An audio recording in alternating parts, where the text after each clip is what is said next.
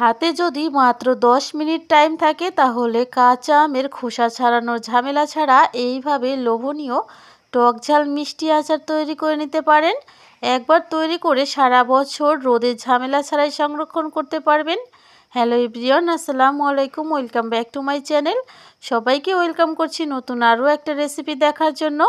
চলুন তাহলে আর কথা না বাড়িয়ে মূল রেসিপিতে চলে যাই। এইখানে আমি বেশ কিছু কাঁচা আম নিয়েছি আর আমগুলো প্রথমে ধুয়ে পরিষ্কার করে শুকিয়ে নিয়েছি। খেয়াল রাখতে হবে আমের গায়ে যেন কোনো রকম কোনো পানি না থাকে।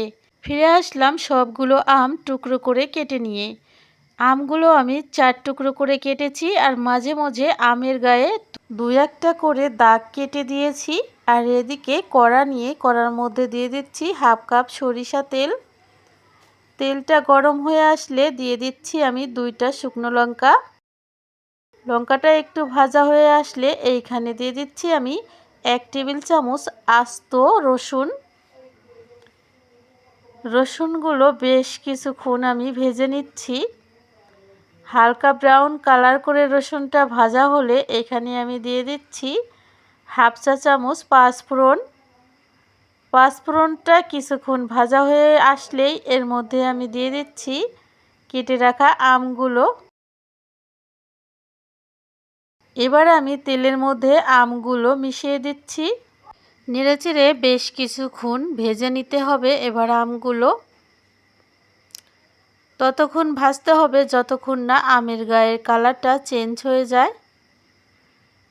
প্রায় 1 থেকে 2 মিনিটের মতো আমগুলোকে ভেজে নিব। তো বন্ধুরা, দেখেই বুঝতে পারছেন আমার আমের গায়ের কালারটা কিন্তু চেঞ্জ হয়ে গেছে। এবার আমি এইখানে অ্যাড করে দিব চিনি। চিনির পরিমাণ আপনারা চাইলে বাড়িয়ে কমিয়ে দিতে পারেন। আমি এইখানে 1 করে 1.5 কাপ চিনি ব্যবহার করছি। আমের টক ভাব অনুযায়ী চিনির প্রয়োজন পড়বে। আম যদি মিষ্টি হয় তাহলে চিনির পরিমাণ কিন্তু কম দরকার হবে। এবার আমি খুব ভালো করে চিনিটা নেড়েচেড়ে মিলিয়ে দিলাম। বেশ কিছুক্ষণের মধ্যে কিন্তু চিনি থেকে শিরা ছাড়তে শুরু করবে। যখন দেখবেন চিনি থেকে পানি ছেড়ে দিয়েছে তখন এখানে শুকনো মশলা অ্যাড করতে হবে।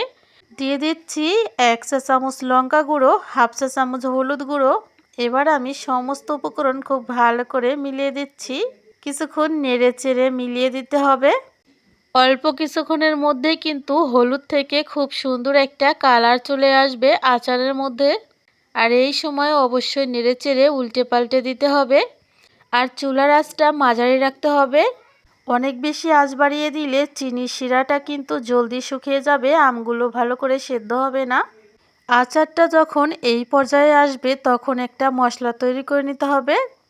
চুলায় একটা কড়া বসিয়ে দিয়েছি আর এর মধ্যে দিয়েছি আমি বেশ কয়েকটা শুকনো লঙ্কা। লঙ্কাটা একটু ভেজে নিয়ে এর মধ্যে দিয়ে দিতে হবে 1 চা চামচ ধনিয়া, 1 চা চামচ জিরা। মশলাগুলো দিতে হবে আর আস্তে আস্তে নাড়তে হবে। নাড়া কোনোভাবেই থামানো যাবে না। আর চুলার আঁচটায় এই সময় মিডিয়াম টু লো হিটে রাখতে হবে। দিয়ে দিলাম 1 চা চামচ পাঁচফোড়ন। সেই সাথে দিয়ে দিচ্ছি আমি বেশ কিছু সরিষা। দিয়ে দিলাম 2 চা চামচ হলুদ সরিষা আর সেই সাথে 3 চা চামচ লাল সরিষা।